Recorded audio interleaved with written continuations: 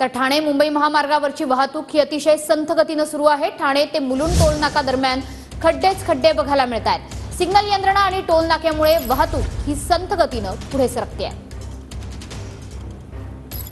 आठवड्याच्या दुसऱ्या दिवशी देखील कामावरती जाणाऱ्या नोकरदार वर्गाला वाहतूक कोंडीचा फटका बसत आहे।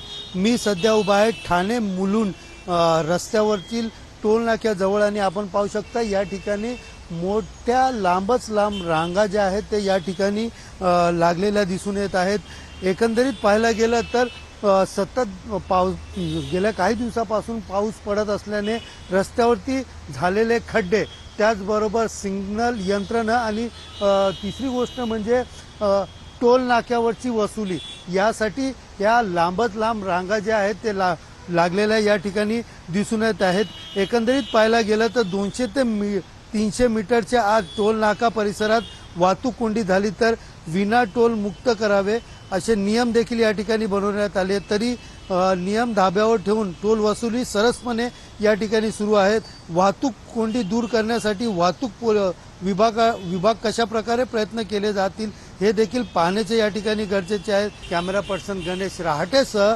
सुनील जाधव, TV9 मराठी, ठाणे।